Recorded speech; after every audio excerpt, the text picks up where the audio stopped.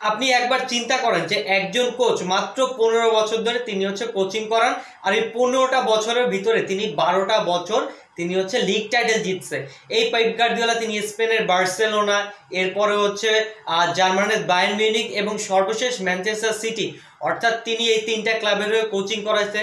তিনটা ক্লাবের হয়ে কোচিং করানোর পরও তিনি সব জায়গায় কিন্তু তার যে ফুটবলের দর্শনটা, তার যে ফুটবলের প্রতি যে তার যে ধারাবাহিকতা, এটা কিন্তু তিনি বারবারই প্রমাণ করেছে। সেটা তিনি বার্সেলোনায় থাকতে স্পেনেও প্রমাণ করেছে, এরপরে তিনি বায়ার্ন মিউনিখেও জার্মানিতে প্রমাণ করেছে, এরপরে তিনি কিন্তু ইপিএল এ পৃথিবীর সবচাইতে কঠিনতম লিগ ইংলিশ প্রিমিয়ার লিগে এসেও তিনি কিন্তু ম্যানচেস্টার সিটির হয়ে প্রমাণ করছে। আমরা যদি দেখি যে এই পেপ গার্দিওলা যখন হচ্ছে তিনি ম্যানচেস্টার সিটির হয়ে কোচিং করাতে আসছিল, তখন এই পেপ গার্দিওলাকে নিয়ে কিন্তু মিডিয়া অনেক প্রকার কথাবার্তা বলতেছিল যে পেপ গার্দিওলা তিনি যেভাবে হচ্ছে আপনার